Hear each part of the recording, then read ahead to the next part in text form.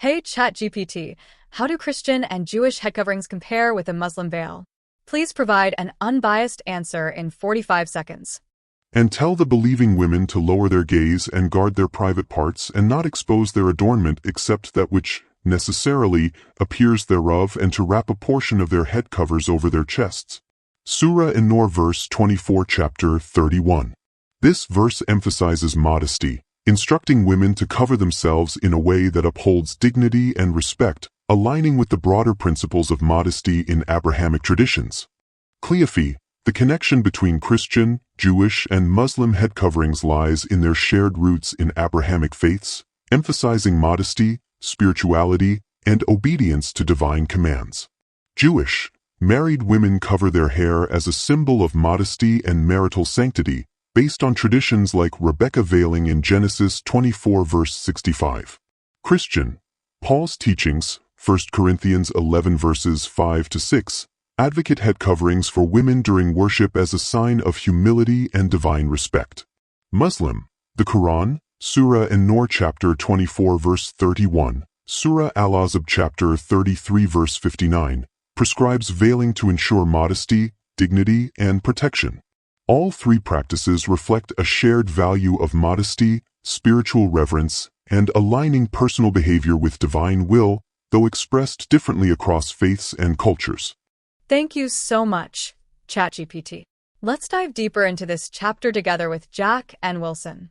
Hey everyone, before we dive into that, I was delving into my YouTube channel analytics and noticed most of you who watch my videos are not subscribed to the channel. Would you do me a huge favor, please, and hit the subscribe button? It really motivates me and helps the channel to grow so I can do more videos just like the one you're about to watch. So without further ado, let's dive in. Welcome back, everybody, for another deep dive. Always exciting to dive in. Yeah, so today we're going to be talking about head coverings. Okay. And specifically in Christian and Jewish traditions and how they relate to Islam. Interesting. Yeah, I think it's going to be a really interesting conversation. I think so too. So we've got a bunch of different sources. Okay. We've got a Wikipedia article on Christian head covering. We've got a blog post that compares Jewish and Christian hijab to Islamic hijab. Huh, interesting. Yeah, and then we've got some academic research about women's roles across these three religions. Okay. And a really cool article from Commonwealth magazine that I think is going to surprise you. Oh, wow. Can't wait. Yeah, so you ready to kind of unpack all this? Yeah, let's get into it. All right, awesome. Okay, so let's just jump right in with Christianity. Okay. The Wikipedia article on Christian head covering is like a gold mine, honestly. Oh, is it? Yeah, it's great. Did you know that, like, covering your head was, like, the norm for Christian women? Really? For centuries. Like, we're talking almost universal until, like, the 1900s. Like, basically everyone. Pretty much, yeah. It's wild. And it wasn't just, like, a suggestion or anything. Oh. Like, back in the Middle Ages, a woman seen without a head covering was often assumed to be a prostitute. Oh, wow. Yeah, it's a strong, like, social signal Yeah. tied to respectability. I mean, that's quite a contrast to how it's perceived today. Right. It's like the complete opposite. Yeah, totally. But even back then, there were all these different interpretations. Oh, really? Yeah, the article mentions 1 Corinthians 11 as like the main biblical basis for it. Yeah. But even that is super hotly debated. Oh, wow. So even back then, people were arguing about it. Yeah, you hit the nail on the head. Yes. Some people argue that the Apostle Paul's instructions were very specific to, like, the culture at the time. Oh, okay. And others think that they're, like, timeless. You know, they align any time. Interesting. Yeah. And this debate is not just theoretical. Like, it has actual real-world consequences. The article even mentions a court case in Alabama where a woman fought for the right to wear a headscarf in her driver's license photo. Oh, wow. So it's still relevant today. Oh, yeah, absolutely. And it just makes you think about, you know, how many other, like, simple practices that we see are actually rooted in such deep and complex, like, history and belief systems. Yeah, for sure. You never know what's behind something. Exactly. And speaking of other traditions, Yes. this blog post that we have compares Christian and Jewish head covering to the Islamic hijab. Okay. And it makes this argument that head covering was originally mandated in all three. Huh. Interesting. I mean, I know in Judaism there are like different types of head coverings, right? Oh, yeah, totally. Tell me about it. Well, you know, for example, married women often wear a tickle. Okay, tickle? Yeah, which is basically a scarf that covers the hair. Or Right. sometimes they wear a snood, A snood. What's that? Yeah, it's kind of like a hairnet. Okay, I've never heard of that. Yeah, and these practices stem from this idea of tsnoot. Snoot. Yeah, it's a Hebrew word that basically encompasses modesty and humility. Well, that's really interesting. So it sounds like modesty is a common thread in all of these traditions. Yeah, definitely. Even if, like, the specific reasons and interpretations differ. Right, because the blogger actually argues that the Christian reasoning for head covering was more about signifying male authority than about modesty itself. That's a really interesting distinction. Yeah, it highlights how, even though it looks similar, Right. it can have totally different meanings. Totally. Depending on the culture. And the religion, right. Exactly. Yeah, and the blogger also mentions being mistaken for a nun while wearing hijab. Oh, wow. It just shows you how easily these, like, visual symbols can be misinterpreted. Especially if you're just looking at it, through your own lens. Yeah, totally. It's like judging a book by its cover. Yeah, exactly. Literally. Literally. Okay, so speaking of digging deeper, Yes. let's dive into this academic paper Okay. that compares women's roles across Christianity, Judaism, and Islam. Okay. Sounds good. And it starts by addressing this claim from a feminist critic of Islam, Okay. who said that basically women have it better in Judaism and Christianity. Oh, wow. That's a bold statement. Right. And this paper kind of challenges that. Okay. How so? Well, it looks at specific examples like witness testimony, Okay. divorce inheritance, adultery, and even polygamy. Wow. Those are some heavy topics. I know, right? Yeah. So the paper points out that Islamic law actually grants women the right to give witness testimony in court, Oh, interesting. which was historically restricted in both Judaism and Christianity. Wow. Okay. Yeah. And when it goes to divorce, Muslim women have the right to initiate it, which was not the case in traditional Judaism. So only men could initiate divorce. Exactly. Wow, that's a pretty big difference. Right. It is. These are really significant differences in terms of women's, like, agency and autonomy. Yeah, for sure. And the paper doesn't shy away from even more controversial topics. Right, like it. Inheritance. Okay. It argues that Islamic law provides clear inheritance rights for women, Okay. while they were often excluded or given smaller portions in the past. And the other traditions. Exactly. Interesting. It just makes you realize, like, how much I've internalized certain assumptions about these religions Right. without really understanding, like, the nuances. Of their laws. Yes. And their culture. Yeah, exactly. Yeah. And it's definitely challenging some preconceived notions. I bet that's what I love about these deep dives, Me too. We get to really look at things and challenge our own biases. For sure. And I think this next part is really going to do that. Oh, what's that? Okay, so get this. The paper even delves into adultery and polygamy. Whoa. Okay, those are some topics that I feel like people always have a lot of opinions about. Right, they're very sensitive topics. Yeah, and easily misunderstood, I think. Absolutely, Yeah. especially when we're viewing them through, a modern Western lens. Yeah, for sure. So the author points out that adultery is punished equally for men and women under Islamic law. Okay. But the Bible is actually much harsher on women. Yeah, it's a reflection of, like, the patriarchal values. Yeah, that were common back then. Exactly. And to some extent, still persist in various forms today. It's true. It's fascinating to see how those different religious traditions approach these sensitive issues. And when it comes to polygamy, which is often associated with Islam, Right. the paper brings up the fact that it was practiced by Jewish patriarchs like Abraham, Jacob, and David. Okay. And it wasn't explicitly condemned by Jesus. Wow, that's really interesting. Right. It's about understanding that historical context. Yes. And not just imposing, like, present-day moral judgments. Yeah, you can't judge the past by today's standards. Exactly. Okay, so this is what really blew my mind. Okay. The author argues that although polygamy is technically outlawed in most Western societies, Right. it's essentially practiced through extramarital affairs. Oh, wow. I know, right? And to drive that point home, the author even quotes Billy Graham. Billy Graham, the evangelist. Yes, who acknowledged this point. That's fascinating. I know, it really makes you think. Yeah, about monogamy. Yes, and just like human behavior in general. Regardless of religion. Totally. Yeah, and what's particularly interesting is that the author connects this back to, like, the broader discussion of women's roles. Okay.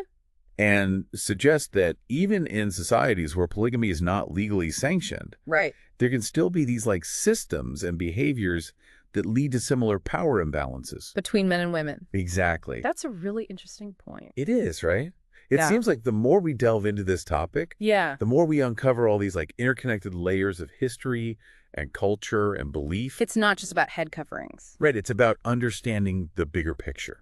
Totally. And I think our next source, the Commonweal article, is going to add a whole other dimension to this conversation. Oh, really? Tell me more. Yeah, it focuses on like these surprising commonalities between Christianity and Islam that a lot of people in the West just don't realize. Huh.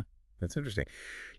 I was really struck by how the author described her experience visiting an Ethiopian Orthodox church. Oh, yeah. What was it like? Well, she was just really surprised by how many of the practices and styles of dress were things that she had always associated with Islam. Really? Yeah, and they were actually present there in this Christian church. Wow, that's a great example of how our limited exposure to different cultures can really lead to misunderstanding. Absolutely. Yeah, it's so important to seek out those firsthand experiences and engage with different traditions For sure.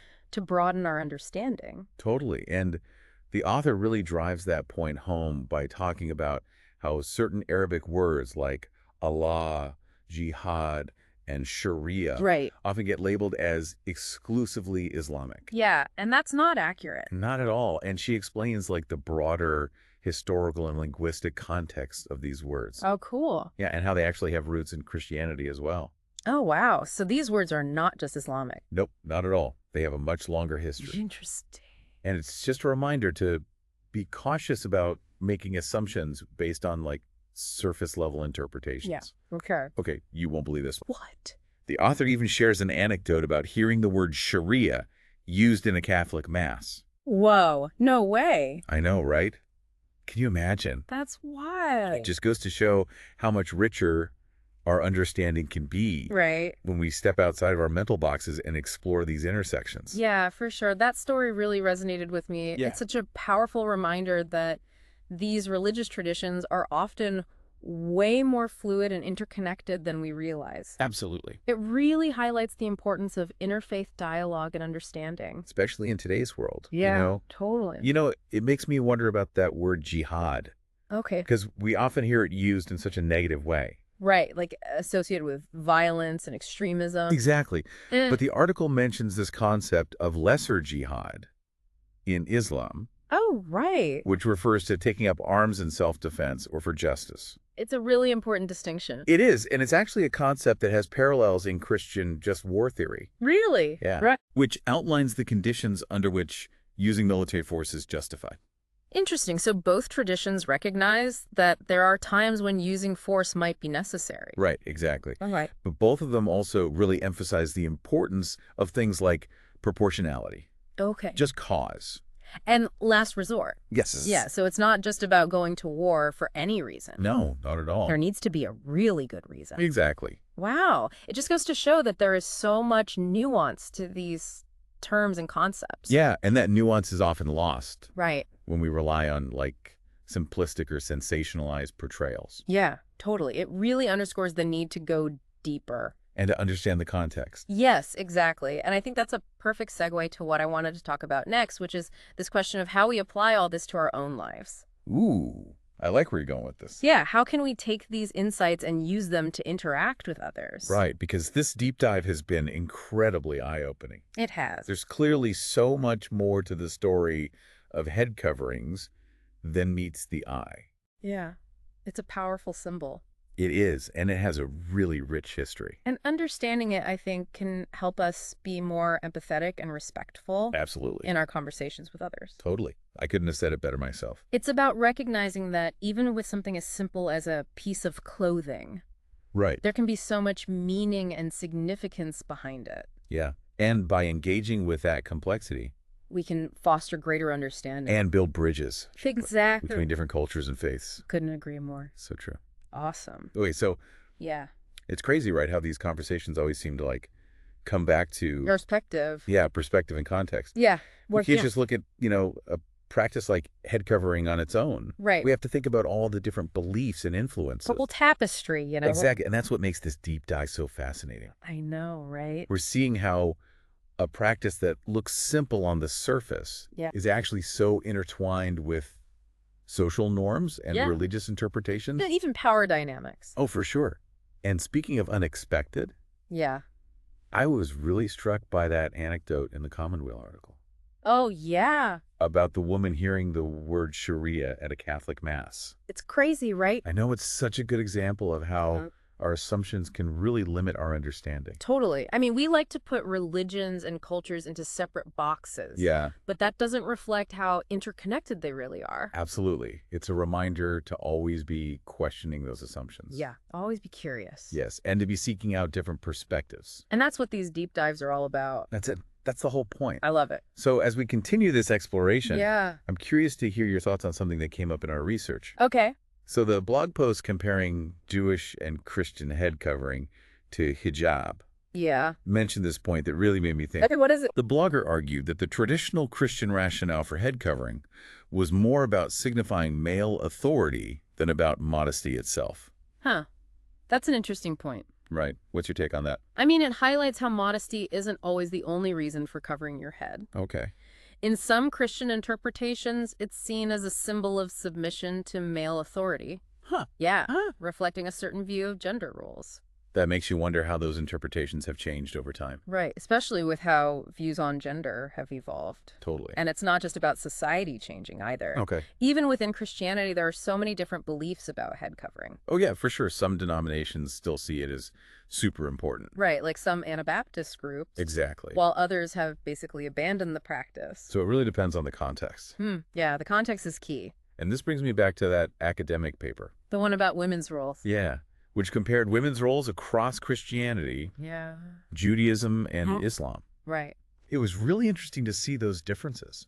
Yeah, like in witness testimony, divorce and inheritance rights. Yeah, it definitely made me question some of the stereotypes I had. Right. It's important to remember that these are complex systems. Yeah. You can't just make blanket statements about them. So true. Okay, and this is a sensitive topic, but I think it's important to discuss. Okay, what's that? The paper's discussion of adultery and polygamy. Those are definitely topics that people get really heated about. Yeah, for sure. We need to be sensitive and approach them with a willingness to learn. Absolutely. And remember that culture and history really shape our understanding. Okay, so the paper points out that adultery is treated differently in Islamic law versus biblical law. Right. Islamic law emphasizes equal punishment for men and women. But in the Bible, it's harsher on women. Exactly. Yeah. Which is really a reflection of those patriarchal values. From back then. Yes, but it's interesting to see how those different traditions dealt with it. For sure. And then there's polygamy. Which is often linked to Islam. Right. But the paper reminds us that it was practiced by Jewish patriarchs. Like Abraham, Jacob, and David. Yeah. And that Jesus never explicitly condemned it. Huh. So it's not just an Islamic thing. No, it has a much broader history. That's fascinating. It is, right? And okay, get this. What? The author makes this argument that even though polygamy is illegal in most Western societies, it kind of exists through extramarital affairs. Whoa. That's a bold statement. I know, right? Yeah. And the author even quotes Billy Graham to back it up. Wow. So it's about more than just the legal status. Totally. It's about those underlying social dynamics. Yeah, the things that drive those behaviors. Exactly. And it's fascinating how we keep coming back to this idea of how individual choices Right. and societal pressures And religious beliefs? all intersect. Yeah, it's never black and white. Never. It's all about nuance and empathy. And being willing to engage with different perspectives. Exactly. You know, this deep dive has really shown me how important it is to challenge those assumptions. Yeah, to be open to different viewpoints. Yes. And to approach these tough discussions with humility For sure. and an open mind. It's about learning and growing. I love that. Me too. It's been a really insightful conversation. I agree. And I think it's clear that there's always more to learn Always. and that we can learn so much from each other. Totally. Okay, so Yeah. it's wild, isn't it, how much we thought we knew about head coverings going in? I know, right? Like, I thought it was going to be pretty straightforward. Me too. But it turns out there's just so much more to it. Yeah. Like all these layers of meaning and history that we don't even think about. Totally. And like how intertwined it is with all these social and cultural norms. Oh, for sure. Like that example from the Middle Ages, Right. where a woman's respectability was literally tied to whether or not she covered her head. It's crazy, right? Like, Yeah. that was such a powerful social signal back then. It makes you think about how much our own personal choices are shaped by the expectations of society. Totally. Like, what we think is normal or acceptable is often just a product of the time and place we live in. You know, one thing that really stuck with me was that point the blog post made How about that? about the difference between the Christian and Islamic rationales for head covering. Oh, yeah. That was fascinating. I know, it's so interesting that both traditions emphasize modesty. Right. But the Christian interpretation, at least traditionally, was more about like submitting to male authority. It's a really important distinction. It is. And it shows how religious beliefs can have such a big impact on social structures. And gender roles. For sure. It's a good reminder that we need to be careful about making generalizations about entire faith groups. Yeah, like even within one religion, there can be so many different interpretations and practices. Absolutely. And those interpretations can change over time, too. As society changes. Exactly. And, that Commonwealth article really opened my eyes. Oh, yeah. In what way? Well, the author's experience in that Ethiopian Orthodox church. Right, where she saw all those practices that she associated with Islam. Yeah. It just shows how easily we can misinterpret things based on our own cultural biases. But it's a good reminder to always question our assumptions. And to really engage with different cultures on their own terms. Yeah. Not just rely on stereotypes or what we see in the media. Totally. It's a call to be more curious. And to step outside of our comfort zones. At the end of the day, yeah, I'm just left with this feeling of awe at how complex this whole thing is. I know. It's not just about a piece of cloth. Right? It's about history and culture and belief systems and personal choices. It's about so much more than meets the eye. Totally. And I think the biggest takeaway for me is that we need to approach these conversations with humility. And an open mind. Yes, because there's always something new to learn. And different perspectives to consider. It's been such a great deep dive. It has. And I hope our listeners will keep exploring these topics. Me too. Keep asking those questions. And seeking out new perspectives. Yeah, that's what it's all about. It's been amazing having you here. It's been a pleasure. And to all our listeners out there, yeah, keep those minds open. And keep diving deep. Until next time. See ya. Thank you for joining us for today's podcast. I hope you've gained some valuable insights. If you're a truth seeker, yearning for divine light and ready to step out of darkness, now is your moment. The truth is that Allah is the one and only creator of the universe. He has sent over 124,000 messengers and prophets to guide humanity, starting with Adam and culminating with the final messenger, Prophet Muhammad, peace be upon them all. If you resonate with this message, you might be ready to embrace Islam. Simply recite the Shahada, the Islamic declaration of faith. For further support, feel free to join our WhatsApp group. You can send us a private message there. The link is in the video description. Don't wait until it's too late. We look forward to connecting with you soon.